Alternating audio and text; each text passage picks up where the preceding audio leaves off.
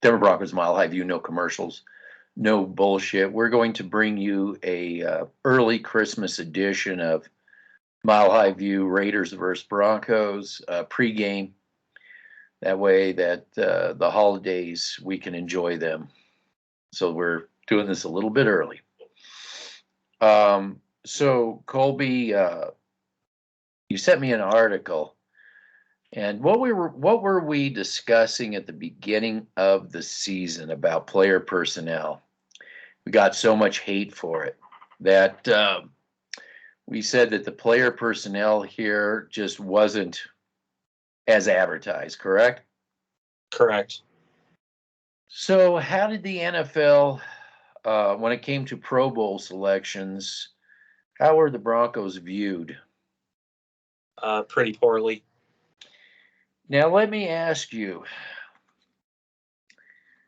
does the bubble think that everybody just hates? They think everybody just hates the Broncos, not understanding the situation that they just don't have the player personnel to make it to the Pro Bowl. Does that sound like about right? Yes. It's all hate. It's yeah. I don't think it's hate. I think they see the Denver Broncos as a joke. What do you think? Yeah, I think they view the players on this team and most as a joke. That's right. And I think that this reflection is my little Christmas daughter out here. I think that's a reflection of I think that's a reflection of John Elway. The situation with the no Pro Bowl selection. I think that's kind of the exclamation point on what Elway's done with this organization as far as player personnel is concerned. Your take on that?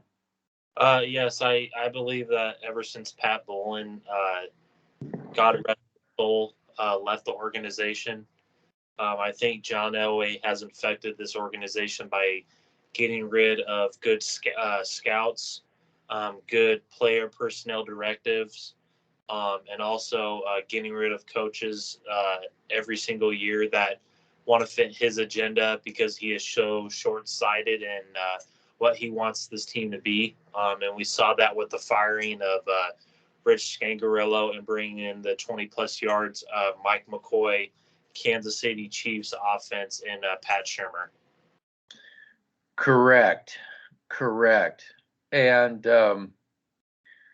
geez, where do you go from here? It's just this idea that it's some sort of a hatred thing when it's not. It's just blatantly obvious to everybody else, except for the cancer. And the cancer just wants to continue what they've done wrong. I think they're talking about putting carts in front of horses, chasing quarterback dreams, firing coaches, mismatching, shake you up, just throw it against the wall, see what happens. They had a commenter ask me about a quarterback, and I said, whoa. I said that before there's we can even look at a quarterback. I said, first, we have to have ownership, non-meddling ownership. And non-meddling ownership. And then the next thing is to define what kind of an identity we have.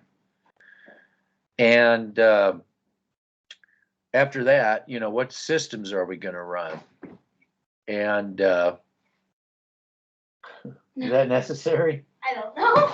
Okay. Can you shut the door when you go up and just stay up there? Sorry. Okay, it's all right. Let's see, we've got a live studio action here going on. My luxurious studio in Burbank, Lakewood, Colorado. Anyway, where was I with the identity? We need to find an identity. Then we got to have scouts who really know how to, you know. I said also we need to not be the John Elway. We have to get an ownership that's not meddling and doesn't want the quick fixes. That's looking at developing players, a family culture of bringing people up in a system that everybody's agreed on, and then maybe when you get the scouts that don't really know what they're doing, and maybe you can find a quarterback that fits that system. If that quarterback that guy mentioned fits the system, fine, try it out. If not, you're just wasting everybody's time. Kind of like what the Patriots did when they ended up getting Mac Jones, guy that fits their system, you know, as opposed to just grabbing a guy and just throwing spaghetti against the wall and then getting a Band-Aid over here, a quick fix over there, and expecting, you're going to compete with teams that know how to develop. No, and they have owners that don't meddle. And now this brings us to the conversation that was brought up with Peyton Manning. I think that in light of everybody's excitement, do they want Peyton Manning the general manager, or do they want a Peyton Manning non-meddling owner? It's a question I want to ask you. They want Peyton Manning as the owner. Not Peyton Manning. No, I mean, yeah, but you know what I'm saying is, so then they don't want Peyton Manning to meddle. They just want him to just fork over the money, keep a hands-off approach. Is that what you're telling me they want?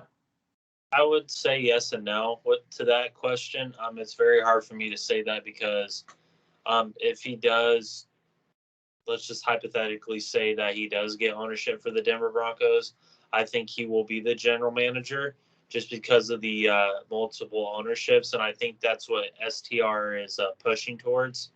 And that really scares me because I don't want him to be another Elway. And I don't want him meddling. I just want, like you said, I want proper development on this team. I want an owner that doesn't meddle. I want George Payton to have the chance to see through. George Payton? You want George Payton to have a chance to be George Payton and not George Payton, the consultant to John Elway. Yes, absolutely. Well, to me, it's like this. Personally, I think Manning should be a general manager first before he becomes an owner, personally.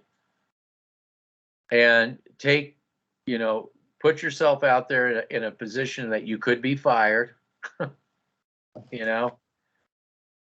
But, I just don't like the idea of an owner being a general manager. We saw that with Al Davis. John Elway tried to play the pretend owner / general manager. We saw how that went. It just seems like that. And the guy from the just bought the Carolina Panthers, he seems to want to be a general manager too. All of a sudden, let's go get what's his face, and I don't care what you people say. I own the team. You put what's his face in there, but again, like, he doesn't even fit our system. And no. You know what I'm getting at? Yeah, I believe a perfect example of that is Jerry Jones in Dallas.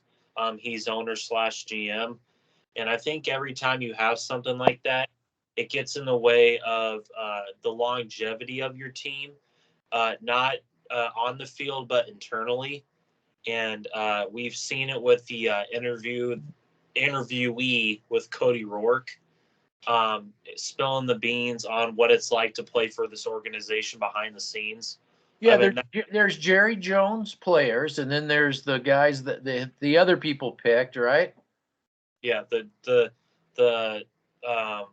Ronald Darby's, the Bryce Callahans, the Kareem Jacksons, the Baron Brownings, Quentin Miners, and Javonte Williams.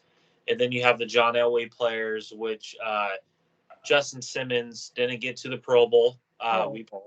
Imagine that. I wonder how they must just hate him. They just must hate him.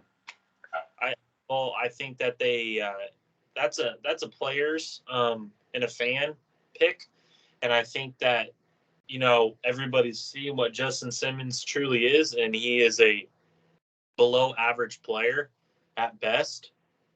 And Shelby Harris hasn't done anything since he got that contract. He's not a Pro Bowler either. And neither is Garrett Bowles, who isn't a Pro Bowler. So we have no Pro Bowlers on this team. And I don't take any away. I don't take any away from Pro Bowls. Personally, I do all pro and stuff like that. Those secondary accolades that people don't pay attention to. But most importantly, I don't look at accolades. I look at how you are on the film, because that's what's most important to me. Well, I think it was a statement made and it's not about hate. It's about you just don't have player personnel. It's just bottom line, you don't. You just don't. We said that in the preseason. We showed film. And I agree with your logic on it, because when we were talking in the offseason about this player personnel, me and you were very critical of the players that were re-signed for this team specifically, the money that we allocated to the secondary instead of the offensive line and defensive line wisely. There's a guy over in the Raiders. I will get into him a little bit, but he's flourishing in that system. Because of, the right move that they gave him, the right contract that they gave him, and the right development that they're giving him. But anyway, yeah, there's just, I believe that was a statement for the NFL saying to John Elway directly, because his feelings get hurt very easily, and so does the fan base. You guys are second fiddle to, not even second fiddle. You guys are at the back of the line in terms of player personnel. We try to explain that, and this is the thing. We're not here wanting to say this. We had somebody escaped out of the bubble and came over and said, if the Denver Broncos were undefeated, you guys would still find something to bitch about.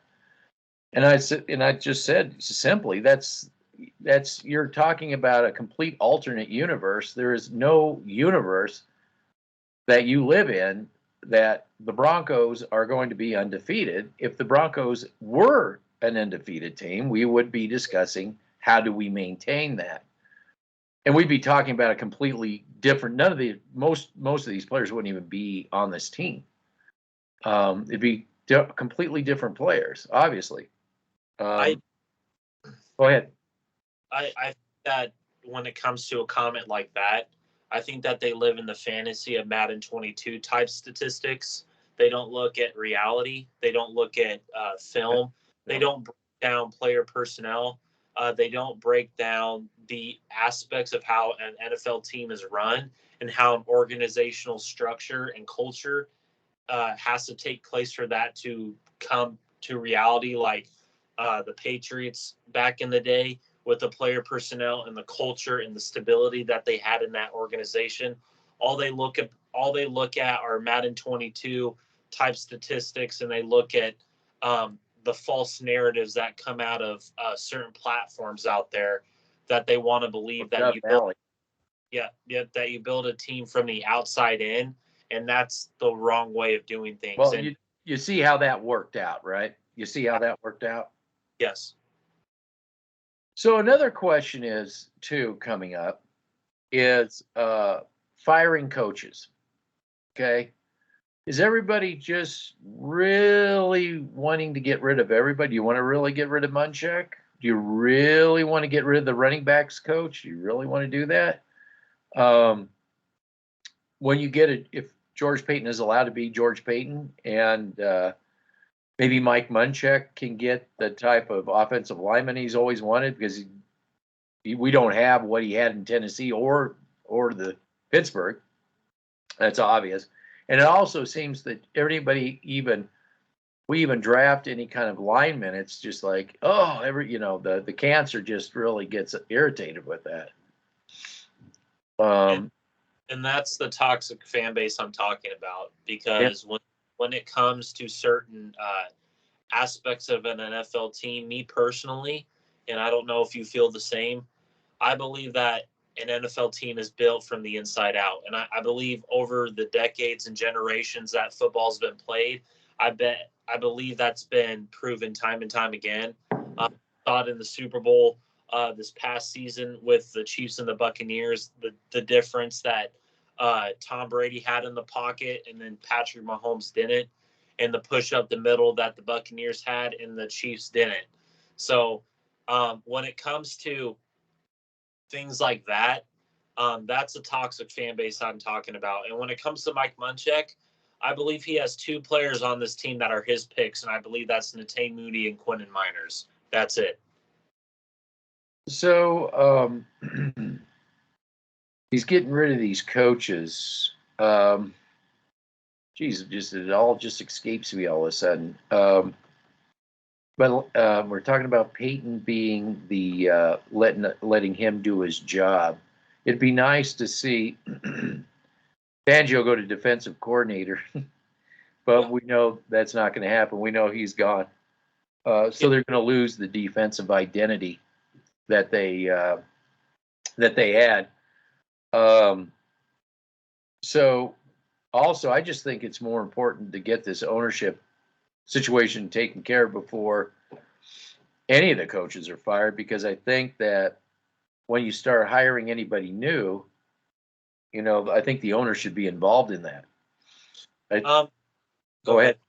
No, I was going to say, I think that coaches should be able to meet the owner and not, we're getting a new owner, you're hired, but we don't know whether he'll like you or not, I think the logical sense, to me, this just seems logical. And when me and you talk about this ownership situation, we're talking about it in a realistic view. And I think when it comes to this team realistically, I don't know why you would fire Fangio and then you would get a owner, and the coach is obviously going to want to meet with the owner. So why would you fire Fangio if you go and get a new head coach and he's not going to meet the owner until the spring of 2022? So I'm just talking about this realistically. Everybody knows I have a love affair for Fangio, but I'm just thinking about it realistically. To me, it doesn't make any sense to fire Fangio and then going out and getting a new head coach, and he has to wait to meet the new owner. And who knows, does that owner want that coach to be here in Denver? Does he want to keep Fangio? Does he want to keep Peyton? Does he want to keep all these players on this team? We have no idea what this team is going to be like at the end of next year. So them talking about a new coach, the other online platforms and sports talk radio, saying that we need to go get Kellen Moore from the Dallas Cowboys. Well, I don't even know if that's realistic, because, like I said, you going out to get a new head coach, like you brought up in the last video, it doesn't make any sense in terms of realistic options that we have. It doesn't make any sense because, this is the bottom line.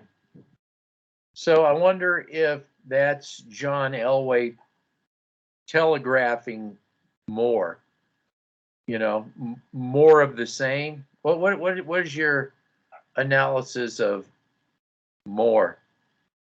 I think my analysis of more, I think my analysis of more is that nothing is going to change. And what I mean by that is it's going to be more of the same. It's going to be wash, rinse, repeat. And what I mean, and I'm going to take it a step further, is I don't think he's going to leave this organization until, if that owner I want an owner out of nowhere. That's my ultimate dream. I don't want a Jeff Bezos. I don't want a Peyton Manning-led group team. I want a guy that comes out of nowhere and says, I want that team. I have the money to buy that team. And I believe that what you just said there is a direct correlation. I think Elway is going to go out swinging. He ain't going to go out in that good night. And I think he's going to do everything he can to stay in this organization, to find backdoor channels, just to find something to stay in this organization. Yeah, I'm just wondering, they're giving the NFL a plan, but I don't know if that's the plan, exactly what the Denver or the rest of the NFL owners. See, you brought something up a while ago, but it had to do with the NFL has been very upset that the owner ownership issue has been drug on so long. And obviously, this ownership situation was delayed perfectly with Elway's contract. I don't know if you happen to notice that. We'll get on it now as Elway's contract is now coming up. So that kind of gets into what you're discussing. But I think they were expecting that this should have been handled a couple of years ago, the way they talk. This ownership should have been already resolved by this time. What's your take on that? I believe you're right on the money. I didn't really catch that when I was talking about it. I was just talking about it in a realistic point of view. When I was talking about it, I had no idea about what you just said there. This was earlier this year. Yeah. I think we were discussing it like right before the season. Yeah. So my answer to that is it doesn't surprise me, because when you have an ownership-less team, ruddered ship, stuff like this is going to happen. And there's going to be turmoil. There's going to be fights. There's going to be all this situation that will arise when Elway is continually to meddle the way he is. This is the type of situation you're going to get yourself in as an organization and as a viewpoint outside the bubble. And the viewpoint outside the bubble in terms of all 31 other ownership teams is this is a complete disaster. And Beth Bowen Wallace is the most realistic example of that, saying you guys fucked this up. So don't take I think the NFL, their sentiment has been kind of the same. Yeah, you guys fucked this up. And I'm not surprised, because Elway's leading the charge and the trust is leading the charge. So at the end of the day, I have to see it to believe it. And from what I'm hearing, it's not good news. But I hope when it gets closer and closer to that date, I hope we start hearing rumblings of an outside owner that no one's talking about that can come into this organization and just get rid of Elway. Because Elway is I wouldn't say Elway's the main culprit, but he's part of a larger issue at hand. And I believe that him and the trust are interconnected. And what I mean by that is it's just a big old cancer anomaly inside that organization that just, they like to meddle. They like to get in the way of things. Festering. It's festering. Yes, it's festering. Yep. I agree. I think the NFL is pretty clear about their attitude about this taking as long as it's taken. Like I say, I think the NFL probably gave John Elway a little leeway because he's John Elway to play the part of owner, and the results speak for themselves. I mean, we know Pat Bowlen's influence with bringing Peyton Manning in, Peyton Manning's influence bringing everybody else in, John Elway riding those coattails. It wasn't a John Elway story. It was just, really him riding those coattails. Really what that was. And we have these outside sources in terms of coming out of the bubble. They want to talk about we're just a quarterback away, and we're just, if we were undefeated, we would still criticize. I just want everybody to go back and do their research after Super Bowl 50 and what has transpired after Super Bowl 50. And not even that, what transpired at the end of 2014 till now. I think that's when everything started. You saw the desecration of the offensive line. You saw the dismantle, my apologies, of the offensive line. You saw everything around this organization start to crumble.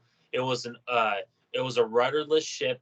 And look where we're at now. And I believe this correlates to what we have said all along is when you don't have an owner at the top, everything at the bottom is gonna fester, and everything at the bottom is gonna crumble. And we see the product on the field suffering. We see Elway's influence of this team making no sense whatsoever. Paying Justin Simmons, paying Garrett Bowles. Well, that's just it. Putting certain players up here and running other players out. The attitude is not a good workplace for Yes. most of the people here. Yes. We've heard that from former players that dared to speak the truth. Dared, this is the we dare to have to actually tell it like it is. I want to say something about this one quarterback away nonsense, bullshit, propaganda, okay, fantasy. I think this Pro Bowl thing pretty much, boom, blows that all into the air and exposes it for what it really is, just a bunch of bubble talk. That's all it is, a bunch of bubble talk. That's the stuff that makes the people in the bubble just so happy to hear. But Well, it's the not based in reality. well, the excuses we are a 7-7 team. Hold on, wait a minute. The Raiders are a 7-7 team, and they have Pro Bowlers.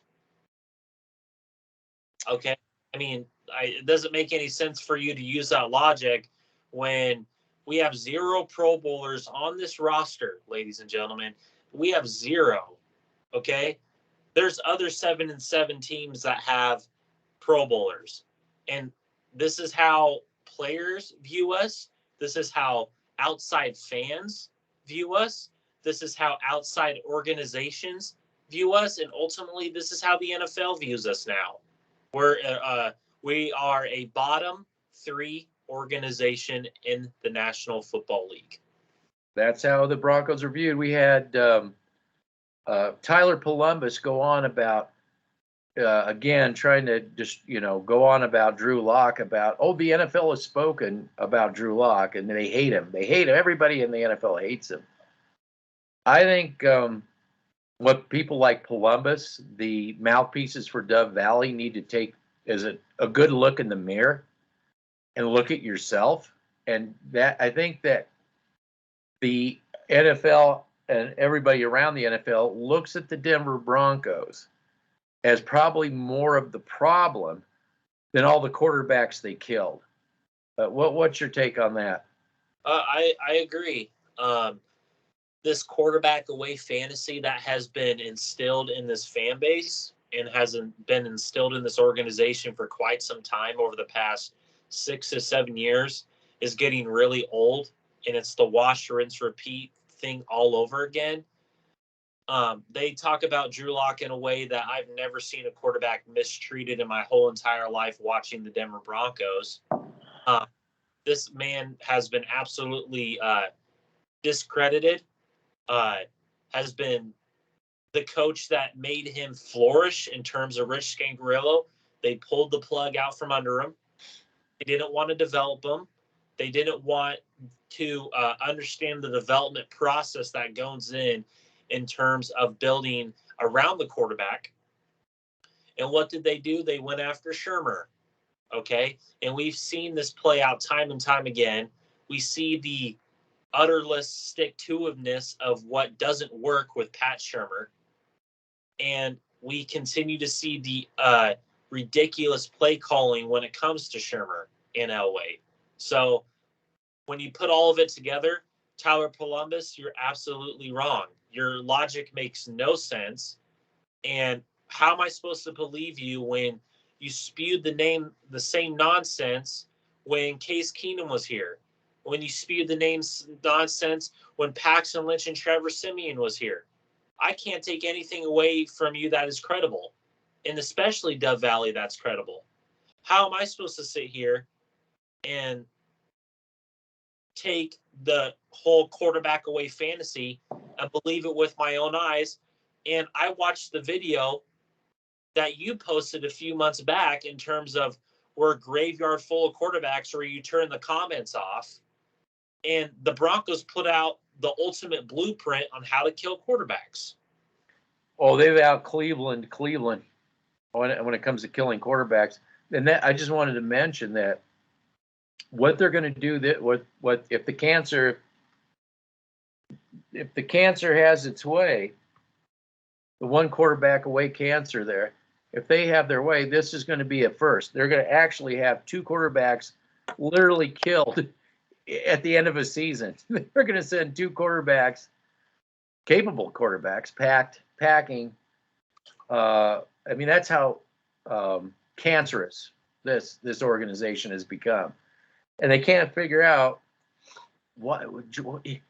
Aaron Rodgers didn't come. I don't understand. Stafford, why? I don't get it. I mean, he was a shoe. I just don't understand. Yeah, when your head's in the sand, you can't understand anything. But I want to go back in time a little bit again and refresh people's minds about the quarterback, what quarterback development is in Cancer Town here, Elway's Cancer Town. So we have Peyton Manning, and do you think maybe we should get a quarterback that maybe more fits what we already have up and running, at least? So you go get Paxton Lynch, who Cecil Lammey just, because he's Elway's bitch, he sold Paxton Lynch, but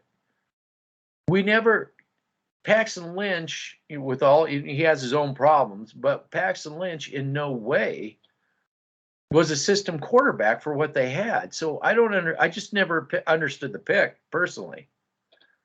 I never understood the pick of Paxton Lynch. Trevor Siemian made more sense because he seemed more system ready, but by that time the offensive line was so downgraded. I mean, how can you develop Trevor Siemian? Trevor Siemian probably could have been developed to be kind of like Alex Smith, if you wanted to go with that same type of system. I don't know if Mike McCoy was really the answer either, because that kind of was kind of a waning thing, I think, too, when even whatchamacallit was in there, Peyton Manning.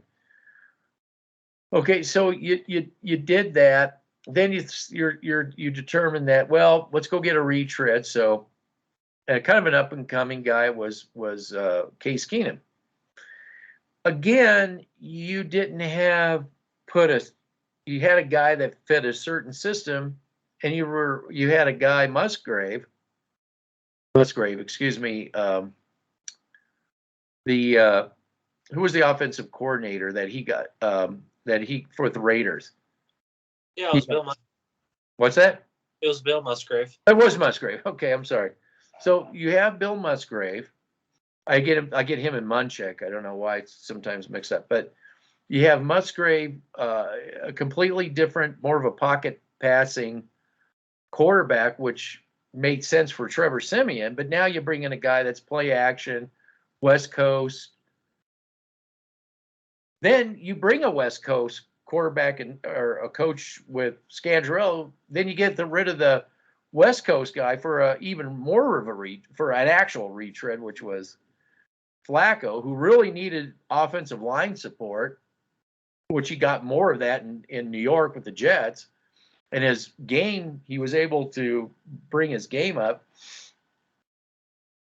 They just can't understand the development process. They keep mismatching and putting things in front of other things, taking away things and putting things in the place where it's like they just keep putting square pegs in round holes all the time, and they don't get it. They don't get what they're doing. They have no clue what they're doing. I mean, you can tell. Fire this guy, bring this guy in, take this, take that. They're just shuffling. I don't even understand. I don't get it. I don't even know what they're trying to accomplish, to be honest with you. Maybe Dove Valley thinks they're just a quarterback away. I just, maybe they're so out of touch. They just are. The rest of the world can see that they're a clown show, but I think they really think they're something. I don't know. I don't know what it is. I can't even make heads or tails out of what they do. And right now, it's going to be interesting to see how this Trust and Elway and the rest of these people fuck this all up. The end of their time here. Are they going to throw a Hail Mary, like a really bomb that's going to? Of course, I can't imagine them screwing up more than they've already screwed up. I guess it's possible. What do you think? When you talk about where they're going and you don't understand the process and all that stuff, I could clearly see what's going on, and what's going on is meddling. And what I mean by meddling is you're completely seeing Elway's fingerprints all over what has happened uh, in in the past 6 to 7 years since Pat Bowlen left. They going through coaches, putting uh, putting Case Keenum in a nonsensical offense that doesn't fit his strengths. And the offensive line was desecrated because they don't like getting offensive linemen. They just don't. They believe in the wide receiver sets. They believe in the corners. That's all they believe in. They And believe is Cody Rourke like consulting this mess? I mean, it's almost like that kind of stupidity. I believe he is. Yes. That's got to go too. And that's why we need to have an owner to come in and just really throw that crap out. You know, maybe they bring in consultants, something that the owner doesn't understand. See what organizations that develop and produce. It seems to me that people just say, "Well, look at these quarterbacks." It seems like the teams with the quarterbacks that everybody drools over are well-run organizations. Seems like you have to have a well-run organization to have these quarterbacks. They don't function on clown shows. That's why you never see them in clown shows, because it takes a well-run organization from the ground, from the owner to the scouting and everything else to give you those quarterbacks, or get those quarterbacks. The quarterbacks don't make the organizations. I don't get it. I really don't get it. People are just they're infatuated by the quarterback position. They don't look beyond that position. They strictly look at the quarterbacks because they believe that it's the end all be all when it comes to an organization / team on the field. And that's not the case. So I'm not surprised that we have people that criticize this team. I'm not surprised that we have the outside perspective criticizing this team, because they know damn well that we are not a quarterback away. We are far from that right now. Well, we're a rudderless ship, is what the Denver Broncos are. They're in desperate need of a good owner. I mean, just what it is. So I just thought those were things I had to get off my chest. We're going to do a rematch of the Raiders here. What's the mentality of this team right now going into? You've been snubbed the Pro Bowl. You can't handle the Bengals for instance, in your last home game. You're going to play a team that really took you behind the woodshed and gave you a really good beating. You work for a guy that likes to hide under onion layers and pay players that don't perform. So you tell me, what's the motive of going into this game? I think the motive of going into this game is going to be the same thing that we saw a few weeks ago when we faced the Las Vegas Raiders. I think it's going to be similar. I think there's going to be differences because of Fangio. I think that he has this defense in terms of creativity and scheming to a whole nother level. I don't think it's player personnel. I think it's coaching when it comes to scheming up players at the right time. I think it's schematics, so we might see something different. But at the end of the day, I think we're going to see the exact same thing we saw last time. We're probably going to be taken to the back of the woodshed and getting our butts beat from behind. Well, they're kind of a mess in their own right, but Carr, he gets the defense. He gets he knows who to pick on. Is there a guy named 31? Would you pick on him? Yes, every time. Every time. Yeah, he's very, very aware of that joke. I have to disagree with your point when it comes to they're a mess in their own right. I agree with that um, internally, but I think this team loves playing for that coach that came in. And what I mean by that is they be a really solid Browns team. Oh, They, did they? Did they? they Well, didn't they have a bunch of players out, kind of like Detroit? Wasn't it a similar situation? yes and no. It wasn't to the degree of the Detroit Lions. Yeah, they had some key players out here and there, but a majority of their team was still able to play in that game. I went back and watched the film before I got on with you tonight. Oh, I okay. went and watched the Browns and Raiders game. Yeah. Offensively, I'll talk about the Raiders offensively. They changed their mindset uh, offensively the last time we played them. They are running the ball more. They are running those stretch run plays and especially those power gap run plays, and that scares me. I think that if they stick to that, and we saw when Joe Mixon was able to do what he was able to get 5 to 10 yards a pop. So I Well, think, look what Detroit did. yeah, yeah. Look what Detroit did. Yep. Um, when it comes, I believe that what the Raiders they're gonna play off of that running game, and like I said, they brought in Deshaun Jackson to replace Henry Ruggs. They're going to put him on Surtain. They're going to put Bryce Edwards on Ronald Darby. And I believe they are going to attack Surtain and Justin Simmons side of the field quite frequently. They But did. They did last time. yep, exactly. And when it comes to the whole conglomerate of the offense, their offensive line and pass pro is suspect at times, but it is not as bad as Denver's. Their run blocking unit is, I would say, a top 10 unit. They run block very, very well. I will say this. They are a very penalized team in some aspects of their offense, but when it comes to the whole offensive identity for the for the Las Vegas Raiders, they rely on that running game and play off of that, and they run the West Coast power run scheme, and they do a lot of quick uh, out routes, and I believe Hunter Renfrow in the middle of the field against this defense will have a good day. I believe that. Do they get their linebacking back? Do they get The Raiders, no? I'm sorry. Did the Broncos get Madden 22 back in linebacking? Kenny. uh, he might be. I haven't heard anything. I don't know if he is practicing this week. We'll probably find out. I don't know. I don't. I have no idea. Seems like everybody's up to see some Drew Lock. Unfortunately, he's going to be under the direction of Mr. Knucklehead, offensive coordinator.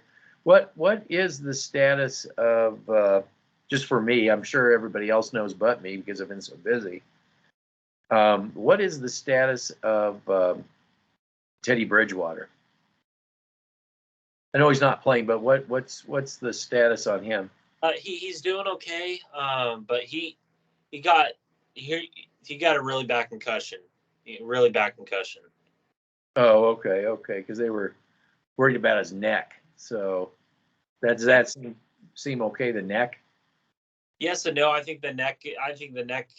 The neck is probably hurting, and his head's probably. It's a whole conglomerate of his neck and his head. Plus, they've been getting him killed all year long. It was just a matter of time. Like Cleveland, he was. I mean, give him credit to even be out there. So I just can't understand why they can't talk about the bubble. They can't talk about pass pro with the Broncos. How about the Raiders' defensive line? How does that look up against the likes of our offensive line, like what we saw last time we played them? This really kind of just fires me up and really frustrates me because I wanted a guy named Solomon Thomas who's playing ass off right now. I mean, when I was watching the Browns game, he was consistently in the backfield, and that pass rush for the Raiders is just it. It's insane. They understood that they needed that push up the middle for Yannick Ngakoue and Max Crosby to They, have the. they, they get that, right? They understand that. It seemed like, remember when we were making those arguments, we had Raider fans come and they were like just laughing at these Bronco fans who couldn't get it, who couldn't, when they got Solomon Thomas, they were just laughing like, yeah, these people are idiots. They don't understand. They don't get it. Of course, you need this. I mean, everybody knows that except for the bubble. They just, it's receivers, corners, edge rushers. That's it. And let me ask you, where would Draymond Jones be if he was on the Raiders? Would he be the water boy? I think he would be a rotational player. I think he would be a Cleveland Farrell who doesn't really get much playing time. He would be in spurts to give the guy the rest, but that's pretty much it. Yeah, I agree with that. Yep, I agree. And when it comes to this defensive line for the Raiders, they're not a really good run stuffing unit. They're average. They're average at best. They still got a long way to go.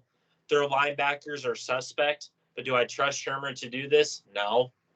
So, I mean, I've been saying this for going on 2 years. So, they're if Elway and Shermer want to get pass happy, by all means, go ahead. You'll probably get Drew Lock hurt, and we'll see Brett Rippon out there. Yeah, probably. Hopefully they won't do any more RPO. That still just boggles my mind. And even in college, Drew Lock barely ran RPOs. So I don't know where he got this idea, the creativity idea that he wanted to go RPO with Drew Lock. It would have made more sense to do that with a Kendall Hinton instead of a Drew Lock. And you know what? You're right about that. Like that in the red zone. Be more creative. Have Drew Lock just be a blocking receiver, just be a guy out there. Have Kendall Hinton come in on an RPO play and then do that instead of having Drew Lock do something like that. But this is something that I wouldn't even have had that. I mean, when Hinton was last year, maybe you did some more of that last year. But I like I said on my little video, they needed to get the tight ends involved, and they just Shermer just can't.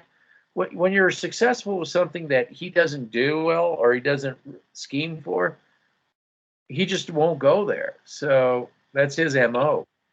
That doesn't shock me from reading all the fan service message boards that was with New York, Philadelphia, Cleveland, Minnesota. So it doesn't really surprise me that, and this goes back to even when he was with Philadelphia, he didn't like using tight ends. And, when I sit here and have to hear from the other platforms out there and sports talk radio saying that Pat Shurmur this offseason got so creative, I mean, where's that been?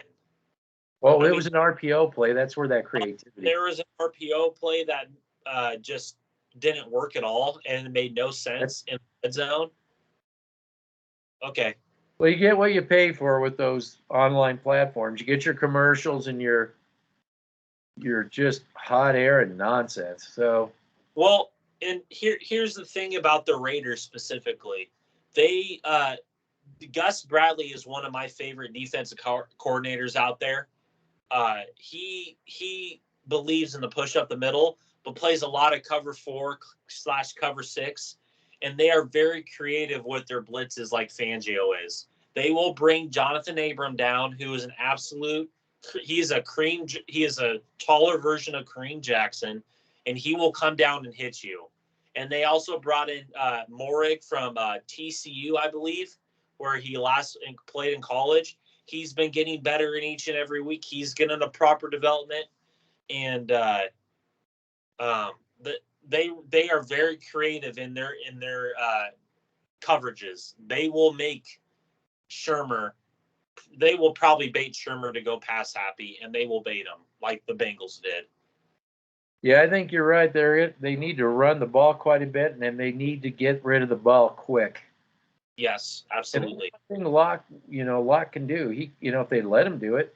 Um, But do you trust Shermer to let him do that? no, No. no. It's like, do you think Scangarello would have ever ran Locke with an RPO?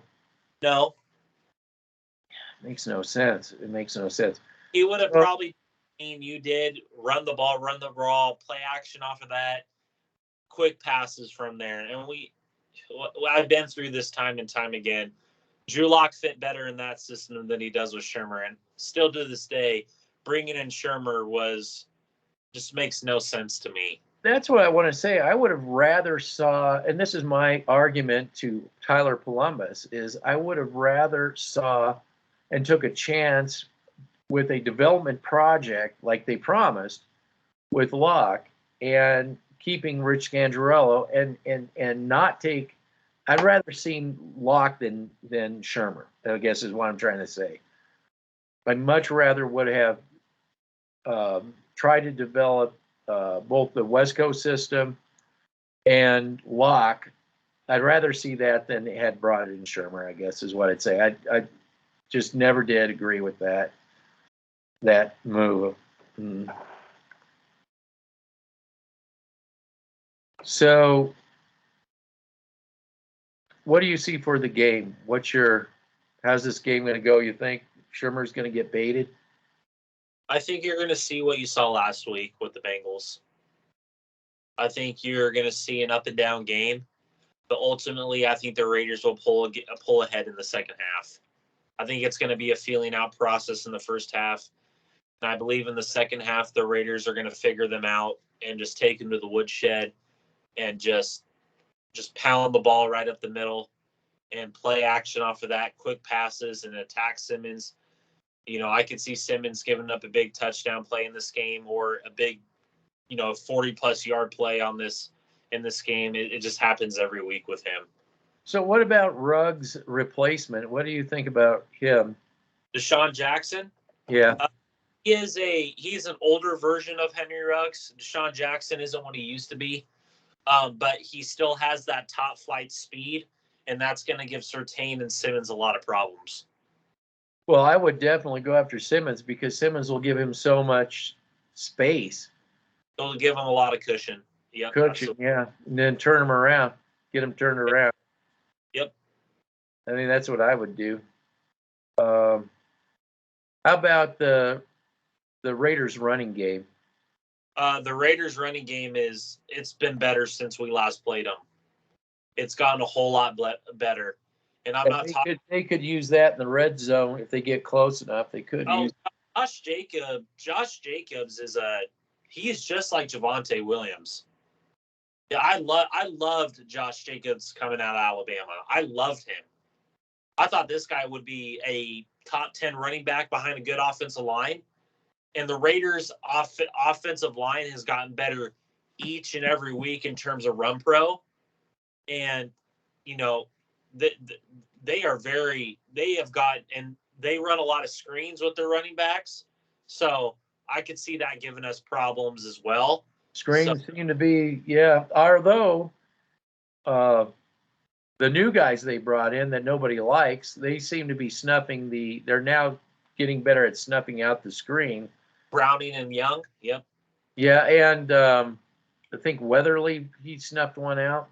Yep. Malik Reed does a very good job of that. He's off. Is he back? I think so. Yes. Yeah, we have linebacking by accident, and of course the bubble would hate these guys. Oh yeah, Yeah, anybody that isn't part of the Elway clique that's doing well, they hate him. Oh yeah, and every time the Elway play, it seems like every time we play a good team, the Elway players just screw up every time. So it doesn't surprise me. No. All right. Well, this was a early Christmas, or should I say, pre-Christmas version of the Mile High View. I'm just trying to see anything else. Anything else that you can think of?